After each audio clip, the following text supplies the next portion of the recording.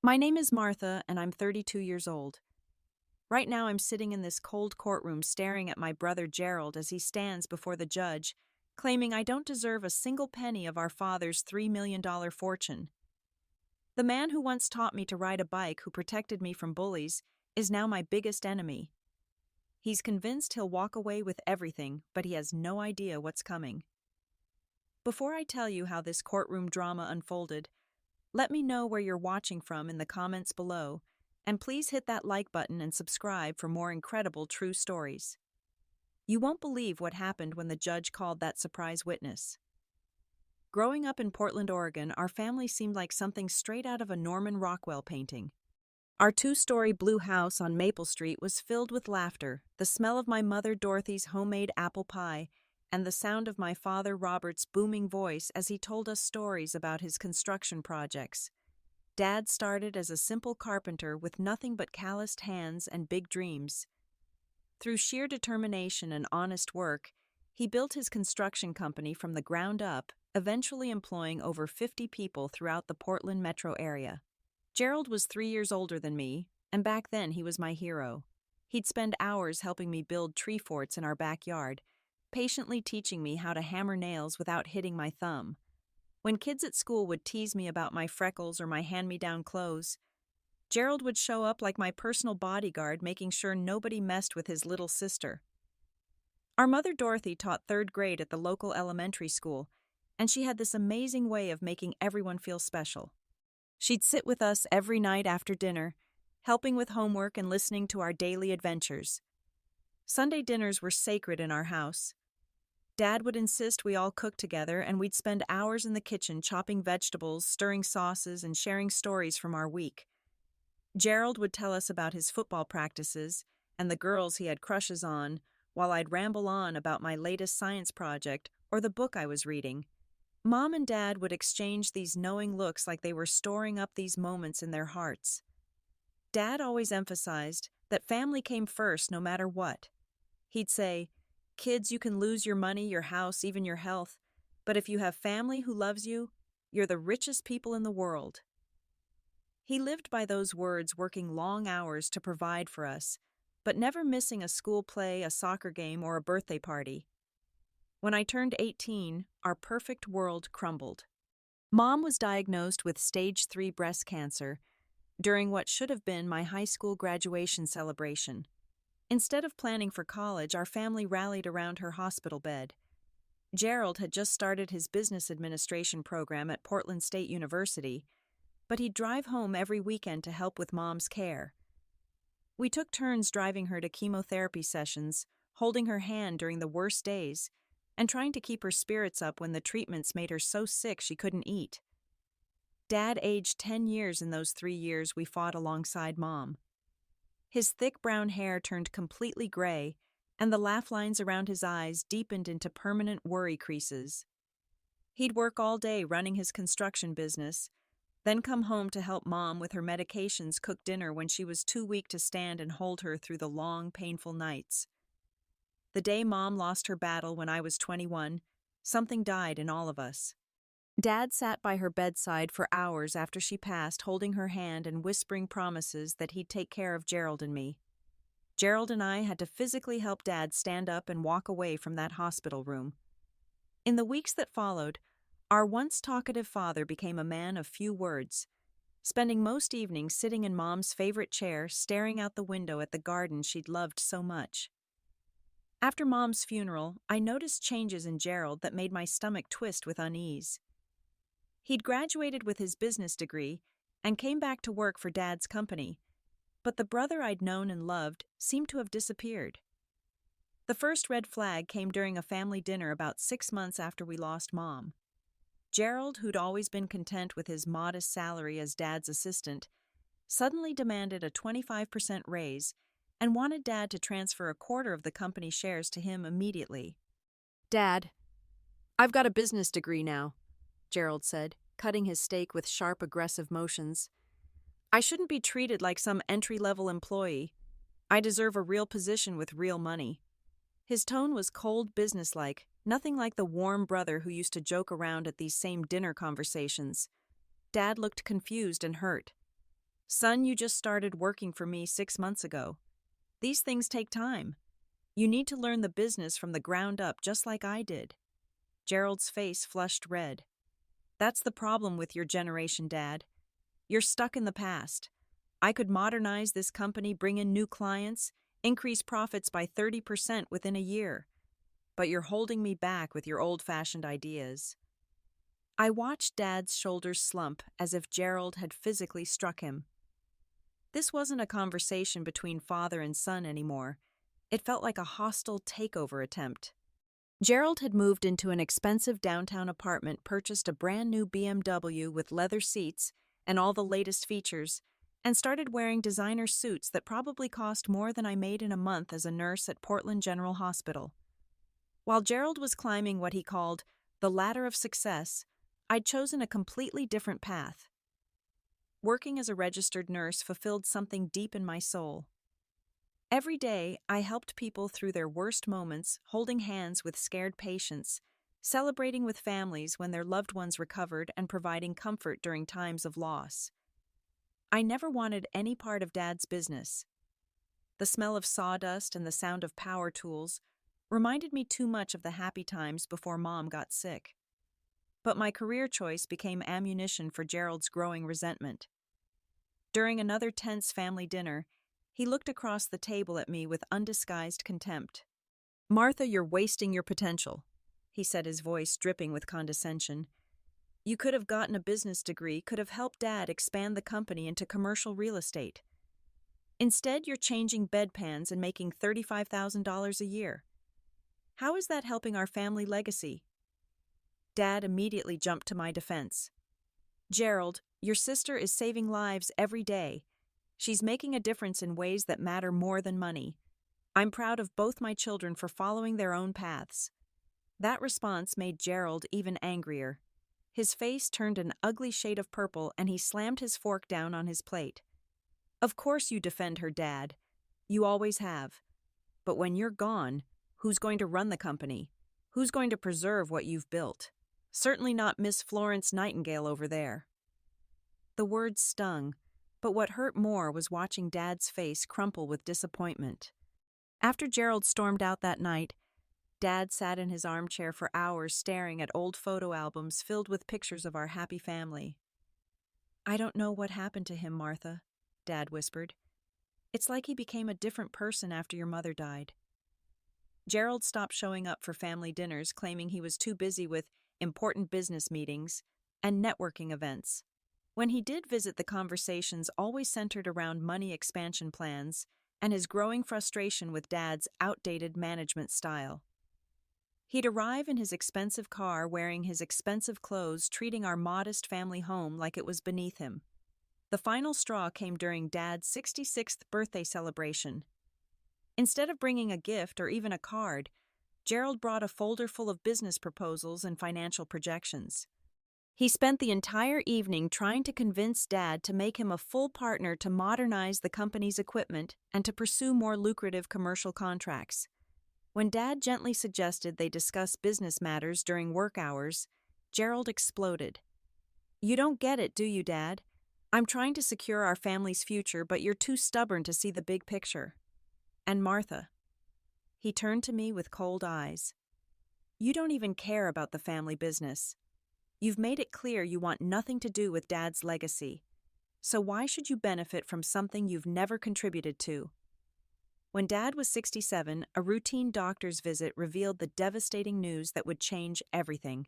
Stage 4 prostate cancer, already spread to his bones and lymph nodes. The oncologist, Dr. Peterson, delivered the prognosis with gentle but unflinching honesty: 6 months, maybe 8, if Dad responded well to palliative treatment. I'll never forget the moment Dad called to tell me. I was in the middle of my shift at Portland General, helping an elderly patient with her physical therapy, when my phone buzzed with Dad's contact. His voice was steady, controlled, but I could hear the tremor underneath. "Sweetheart, I need you to sit down. I've got some news." The next day, I walked into my supervisor's office and submitted my resignation. I'd worked as a nurse for 8 years, built relationships with patients and colleagues, earned respect in my field, but none of that mattered now. Dad needed me, and I wasn't going to let him face this battle alone like Mom had to face hers. Gerald's reaction to Dad's diagnosis was shockingly different from mine. When Dad called a family meeting to discuss his treatment options and care needs, Gerald showed up 30 minutes late talking loudly on his cell phone about some business deal. He barely looked up from his phone when Dad explained the severity of his condition. "So what's the treatment plan?" Gerald asked, finally ending his call but still checking his messages. "How long before you can get back to work? I've got 3 major projects starting next month and I need your signature on the contracts." Dad stared at his son in disbelief. "Gerald, the doctors said 6 months. I'm not going back to work. I'm dying." "Don't be so dramatic, Dad. People beat cancer all the time. You just need to stay positive and fight harder." Gerald's tone was dismissive, almost annoyed, as if Dad's terminal diagnosis was an inconvenience to his business plans. From that day forward, I became Dad's full-time caregiver. Every morning, I'd arrive at the house at 7 to help him with his medications, prepare his breakfast according to the special diet his oncologist recommended, and assist him with basic tasks that had become painful due to the cancer spreading to his bones.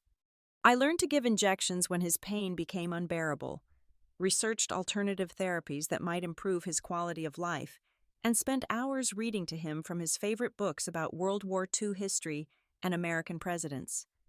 Gerald visited maybe once a week, and even then he treated these visits like business appointments. He'd stride into Dad's bedroom, wearing his expensive suits, pull up a chair, and immediately start discussing company finances, upcoming projects, and his plans for expanding the business after Dad's recovery.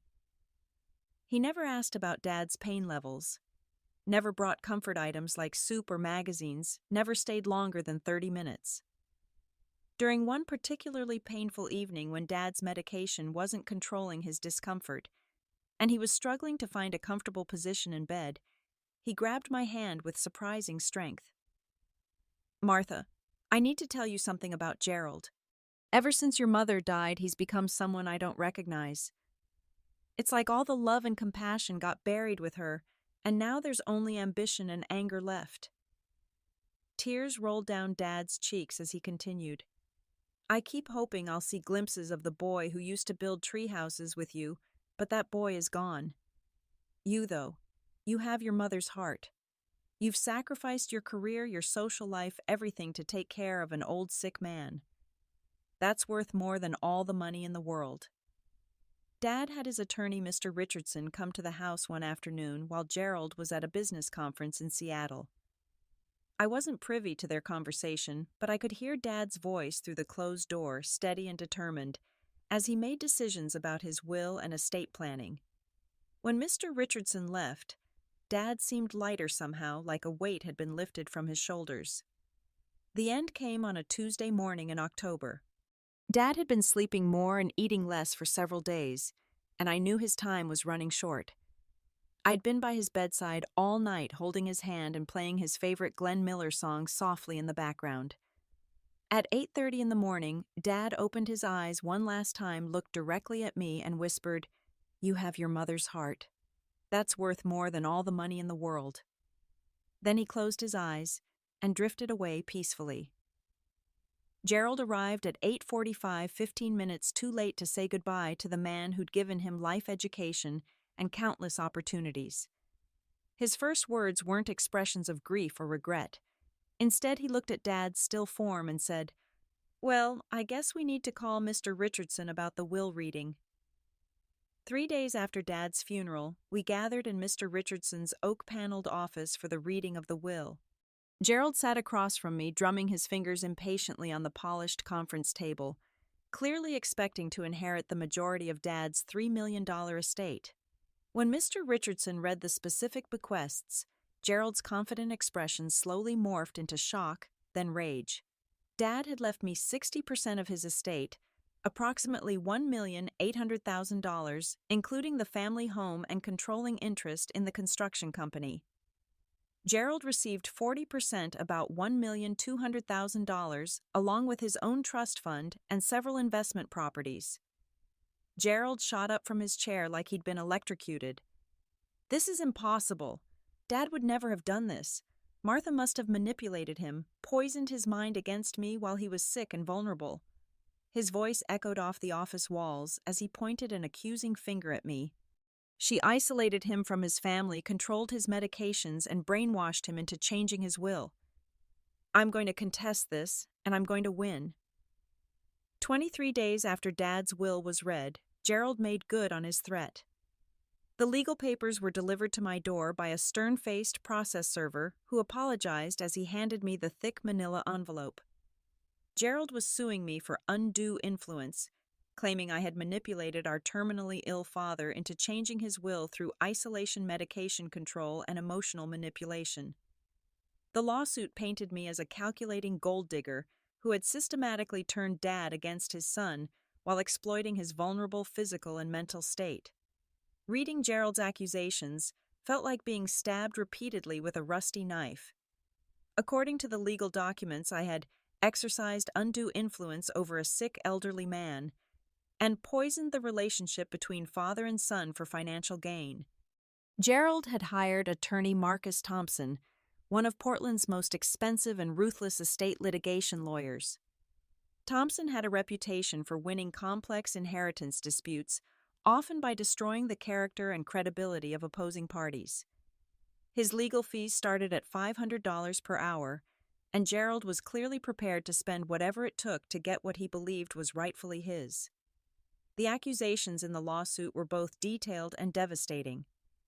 Gerald claimed I had isolated Dad from business associates, and family friends intercepted phone calls and mail controlled his medication schedule to keep him confused and dependent, and systematically brainwashed him against his only son. The lawsuit included sworn statements from several of Dad's employees who said they rarely saw Mr. Robert during his final months and had difficulty reaching him for important business decisions. As a nurse making $42,000 per year, I had no way to afford the kind of high-powered legal representation Gerald had hired. I spent days calling attorney after attorney only to be told their retainer fees were far beyond my budget. Finally, I found attorney David Williams, a recent law school graduate who had just opened his own practice and was willing to work with me on a payment plan. David was 28 years old, enthusiastic and determined to prove himself, but I couldn't shake the feeling that I was bringing a knife to a gunfight. Gerald had unlimited resources, a seasoned legal team, and witnesses who seemed willing to say whatever he needed them to say. All I had was the truth, and a young lawyer who was still figuring out how to operate the coffee machine in his tiny office. Preparing for trial consumed every aspect of my life. I had to gather medical records proving Dad's mental competency throughout his illness pharmacy receipts, showing every medication purchased daily care logs.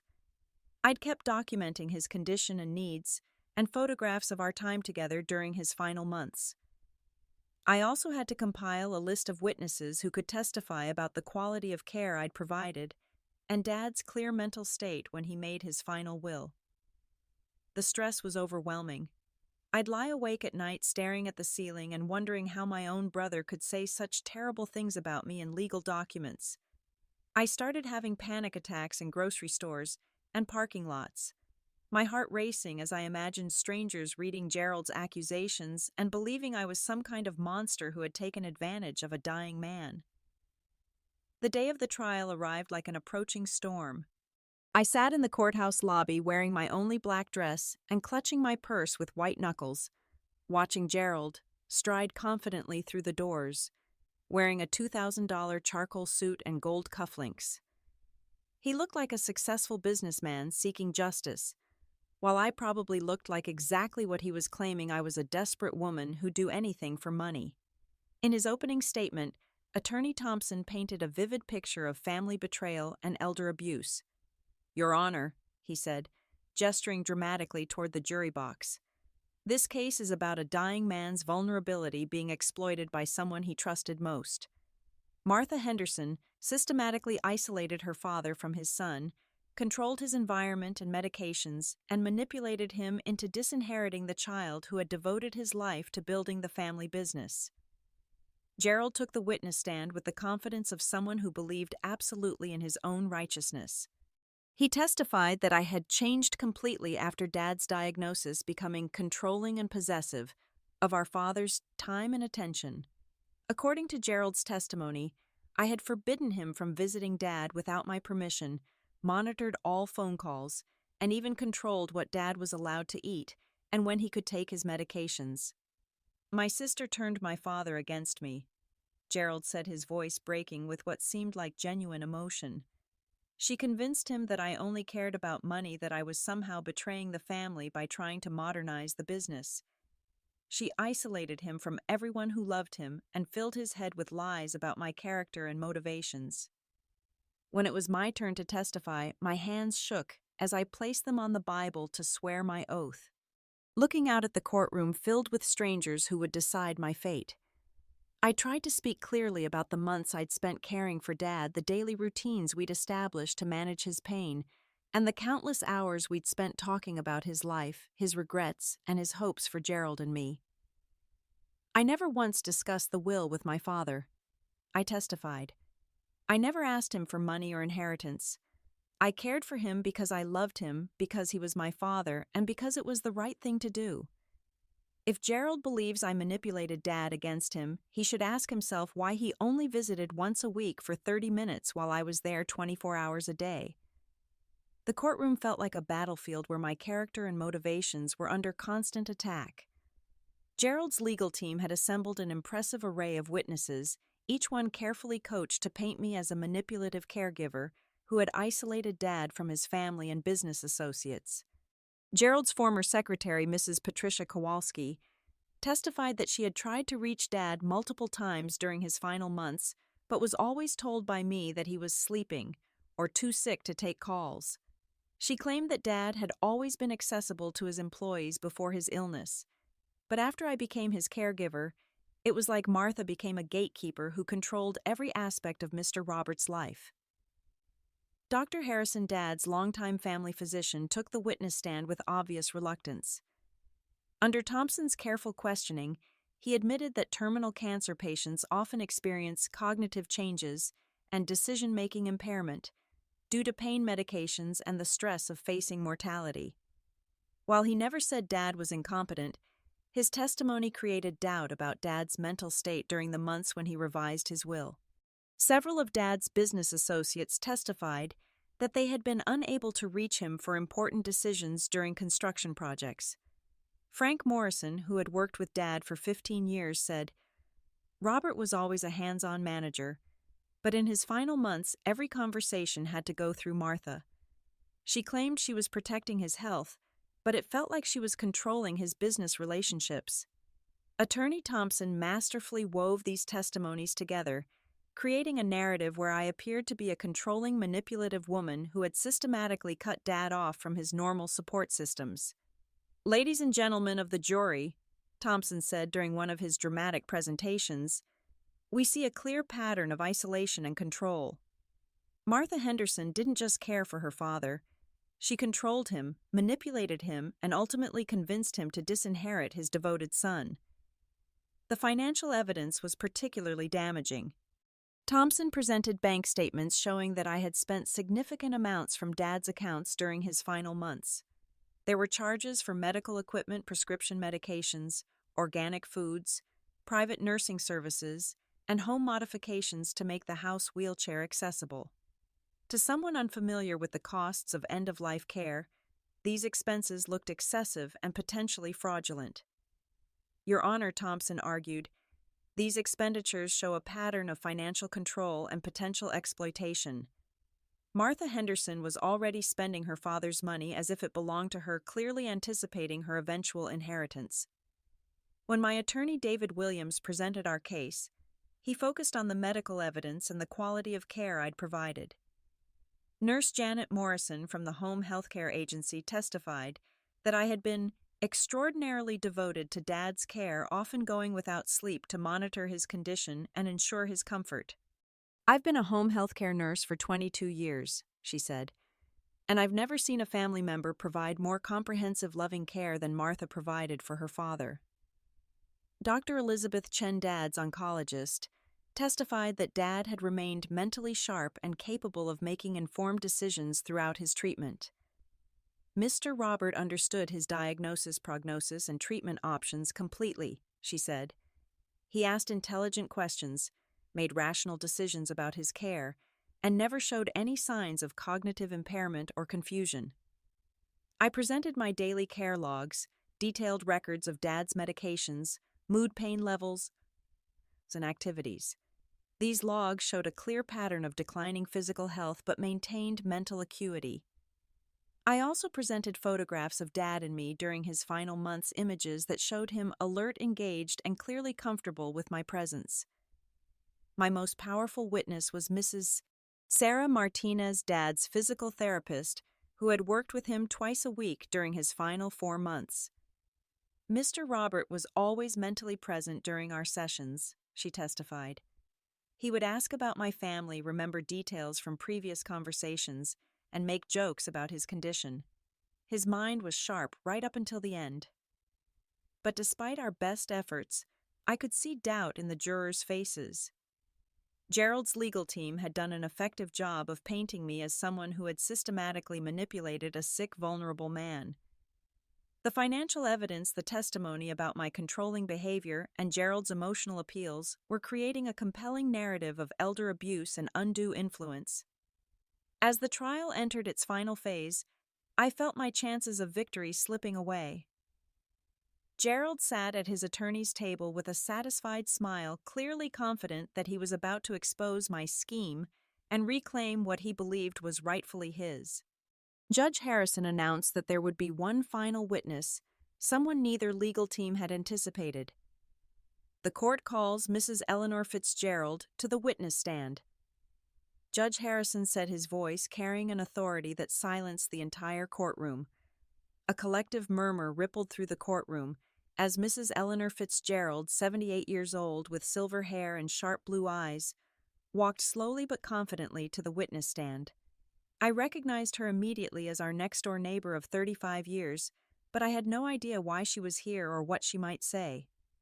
Mrs. Fitzgerald had lived in the white colonial house next to ours since before I was born. She'd been the unofficial neighborhood grandmother, always ready with fresh-baked cookies, Band-Aids for scraped knees, and a listening ear for childhood problems. But I hadn't spoken to her about Dad's illness or the inheritance dispute, so her presence in the courtroom was a complete mystery. Judge Harrison administered the oath, and Mrs. Fitzgerald's clear voice filled the courtroom as she promised to tell the truth. Attorney Williams approached the witness stand with obvious confusion, but Judge Harrison gestured for him to step back. "Mrs. Fitzgerald," Judge Harrison said, "please tell the court how you know the Henderson family and what you observed during Robert Henderson's final months." Mrs. Fitzgerald adjusted her glasses and looked directly at the jury. "I lived next door to the Henderson family for 35 years. I watched Martha and Gerald grow up, celebrated their achievements, and mourned with them when Dorothy passed away. During Robert's final illness, I had a clear view of their backyard and front entrance from my kitchen window." Her testimony began simply enough, describing the daily routine she'd observed during Dad's illness. "Martha arrived every morning at 7 o'clock sharp," she said. "I'd see her carrying bags of groceries, medical supplies, and flowers from her garden. She'd leave late in the evening, sometimes not until midnight, and often I'd see lights on in Robert's room throughout the night when his pain was severe." Gerald's confident expression began to falter as Mrs. Fitzgerald continued. "I also observed Gerald's visits during this time. In the 6 months of his father's illness, Gerald came to the house exactly 12 times. I counted because I was concerned about Robert's emotional well-being.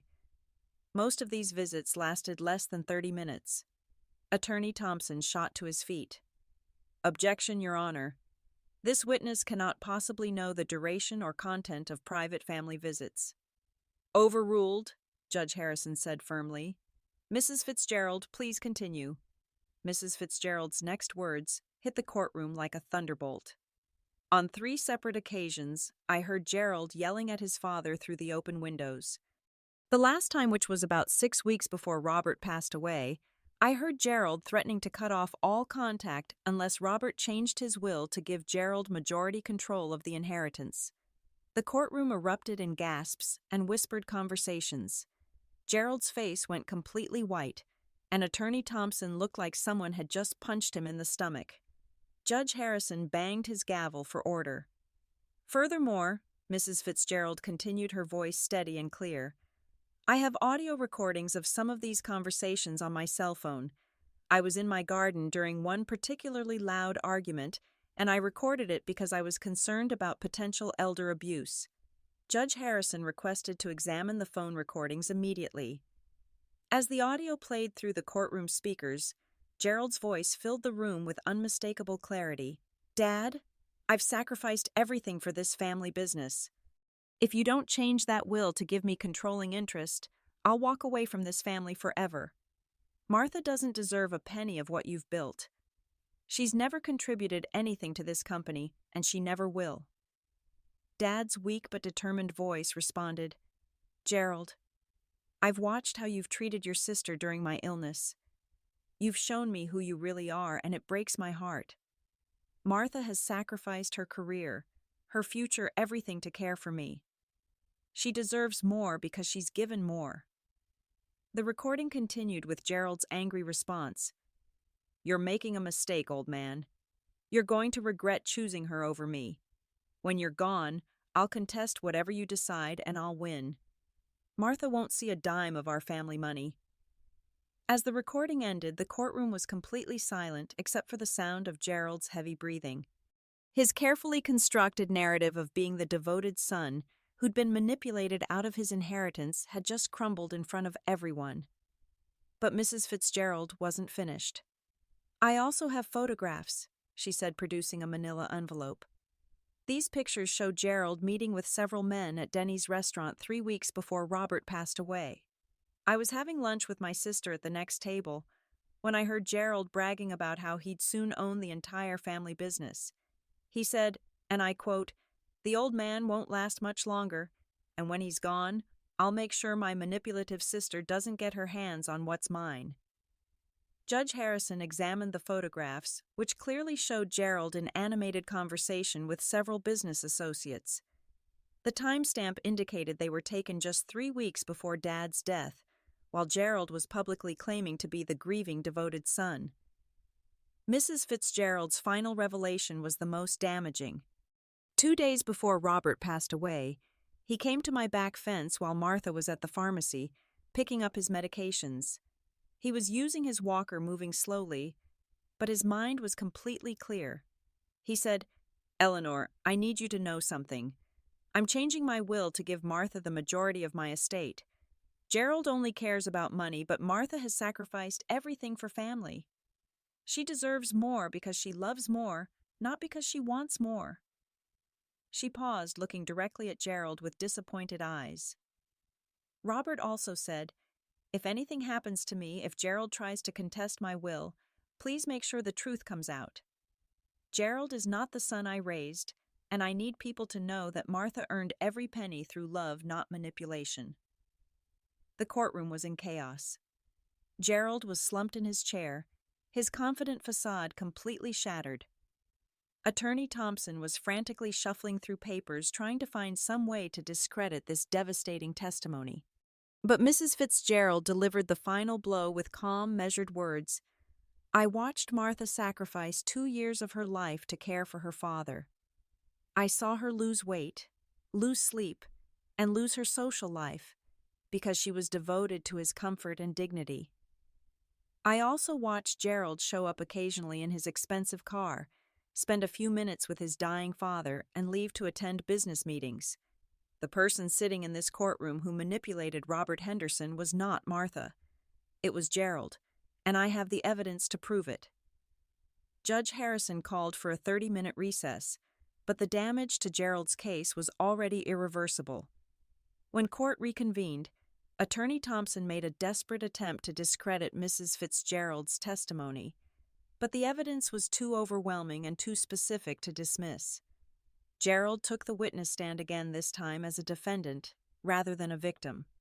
Under aggressive cross-examination from my attorney David Williams, Gerald's carefully constructed lies began to unravel completely. Faced with audio recordings of his threats, photographs of his celebratory business meetings, and detailed testimony about his neglect of Dad during his final months, Gerald finally broke down. "I didn't mean for it to happen this way," he said, his voice cracking with what might have been genuine remorse for the first time during the entire trial. "I was angry, frustrated, scared about the future of the business. Dad was always closer to Martha, always defended her choices, and I felt like I was being pushed out of my own family." Williams pressed harder. "Mr. Henderson, did you deliberately avoid visiting your father during his final illness, so you could later claim that Martha had isolated him from you?" Gerald's silence stretched for nearly a minute before he whispered, "Yes." "Did you coach your business associates and former employees to exaggerate their testimony about Martha's control over your father's communications?" Another long pause. "Some of them, yes." "Did you plan to contest your father's will before he even died?" Gerald looked up at the ceiling, tears streaming down his face. "I started planning the lawsuit the day after Dad's cancer diagnosis. I knew Martha would get more because she was taking care of him, and I thought that was unfair. I believed I deserved more because I understood the business, because I could preserve Dad's legacy better than she could." The final question was the most damaging. "Mr. Henderson, when you threatened to cut off all contact with your father unless he changed his will in your favor, were you attempting to manipulate a dying man for financial gain?" Gerald's voice was barely audible. "Yes, I was trying to manipulate him. I was angry and scared, and I said things I didn't mean. But I never thought he'd actually choose her over me. I never thought he'd give her controlling interest in everything he'd built." Judge Harrison's verdict was swift and decisive. Not only did he uphold Dad's original will completely, but he also ordered Gerald to pay all court costs and attorney fees for both sides. Additionally, he referred Gerald's case to the district attorney's office for potential perjury and attempted fraud charges. "Mr. Gerald Henderson," Judge Harrison said, his voice carrying the weight of absolute authority, "your testimony in this court has revealed a pattern of manipulation, deception, and elder abuse that is both morally reprehensible and potentially criminal. Your father's will reflects his sound judgment about your character, and this court will not allow you to profit from your own wrongdoing." As the gavel fell, Gerald slumped forward in his chair, the weight of his exposed lies and failed scheme crushing down on him. He'd lost not only the inheritance battle, but also his reputation, his relationship with me, and potentially his freedom if the district attorney decided to pursue criminal charges. I felt a complex mixture of relief, sadness, and hollow victory. Justice had been served, but at the cost of losing my brother forever. The man who'd once taught me to ride a bike and protected me from playground bullies had become someone I no longer recognized, someone whose greed and manipulation had destroyed our family bond permanently. As we left the courthouse, Mrs. Fitzgerald took my arm gently. "Martha, your father, asked me to watch over you if anything like this happened. He knew Gerald might try something, and he wanted to make sure the truth came out. You've been through enough pain, dear. It's time to start healing." The immediate aftermath of the trial was a blur of legal paperwork, media attention from local news outlets, covering the dramatic inheritance case and the strange sensation of being vindicated after months of having my character assassinated in legal documents. Gerald left the courthouse without speaking to me, his expensive suit wrinkled and his confident demeanor completely shattered. In the weeks that followed, I learned that Gerald was facing serious consequences beyond just losing the inheritance dispute. The Oregon State Bar was investigating his attorney, Marcus Thompson, for potential ethics violations related to coaching witnesses and presenting false testimony. Gerald himself was charged with perjury and attempted fraud charges that could result in jail time and would certainly destroy his business reputation in Portland's tight-knit construction community. But my healing process was just beginning. The months of stress, grief, and legal battles had taken a severe toll on my physical and emotional health. I'd lost 15 pounds during the trial preparation, developed chronic insomnia, and found myself having panic attacks in crowded places. The victory in court felt hollow when I realized I'd lost my brother possibly forever in the process of defending myself against his lies. I started seeing a therapist, Dr. Margaret Collins, who specialized in family trauma and grief counseling. Our sessions helped me understand that I was mourning not just Dad's death, but also the death of the brother I'd loved and trusted. The Gerald who'd threatened our dying father and lied in court was not the same person who'd built tree forts with me and protected me from bullies. That brother was gone, replaced by someone whose greed and resentment had consumed his capacity for love and family loyalty. Gradually, I began to rebuild my life. I returned to nursing at Portland General Hospital, where my colleagues welcomed me back with understanding and support. Many of them had followed the trial in local news reports, and they understood the emotional toll it had taken on me. Working with patients again reminded me of my purpose, my calling to help others during their most vulnerable moments. I used a portion of my inheritance to establish the Robert and Dorothy Henderson Scholarship Fund at Portland Community College, providing financial assistance for single parents pursuing nursing degrees. Dad would have loved knowing that his money was helping people who faced the same kinds of struggles our family had overcome when he was building his construction business from nothing. Mrs. Fitzgerald became like a grandmother to me, stopping by regularly with homemade soup and stories about Dad's younger years that I'd never heard before. She told me about the day Dad had planted the maple tree in our front yard to celebrate my birth, about how he'd practiced changing diapers on her cat before I came home from the hospital, and about the way his face would light up whenever he talked about his children's accomplishments. 6 months after the trial, I met Dr. James Mitchell, a pediatric surgeon at Portland General, who shared my passion for helping others and my belief that families should be built on love rather than financial calculations. James had grown up in a family similar to mine, where hard work and integrity mattered more than wealth or status. Our relationship developed slowly, built on shared values and mutual respect rather than romantic drama. The most unexpected development came 8 months after the trial when Gerald called me on a Tuesday evening. His voice was subdued, broken, completely different from the confident businessman who'd tried to destroy my reputation in court. "Martha, I know I don't deserve to ask anything from you, but I need to try to make this right somehow."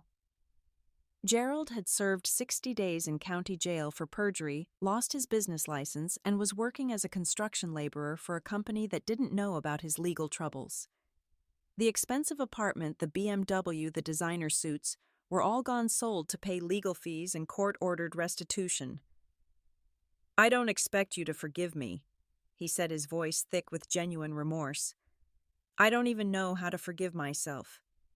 I became someone Dad would have been ashamed of, someone Mom would have been heartbroken to see. I let greed and jealousy turn me into a monster, and I hurt the two people who loved me most." The conversation was painful, awkward, and incomplete. Too much damage had been done, too many cruel words spoken, too much trust destroyed for us to simply pick up where we'd left off before Dad's illness. But it was a beginning, a small crack in the wall of anger and hurt that had separated us since the trial. I chose to forgive Gerald, not because he deserved it, or because forgiveness would magically repair our relationship, but because carrying anger and resentment was poisoning my own healing process. Forgiveness didn't mean forgetting what he'd done or pretending the betrayal hadn't happened. It meant releasing my right to punish him and choosing to focus on building a positive future rather than dwelling on our painful past. Our relationship today is different, careful, limited, but real. Gerald sends me a card on my birthday calls occasionally to check on my health, and has slowly begun the long process of proving through actions rather than words that he's genuinely changed. He's working in construction again, not as an owner, but as a skilled laborer who takes pride in honest work. He's attending therapy, participating in a support group for people whose greed destroyed their families, and trying to rebuild his character from the ground up. I've learned that money really does reveal people's true character, often in ways that surprise and devastate those who thought they knew their loved ones. Gerald's pursuit of Dad's inheritance showed me that the brother I'd adored was capable of cruelty I never could have imagined. But Dad's wisdom in structuring his will the way he did also showed me that he understood both of his children better than we understood ourselves.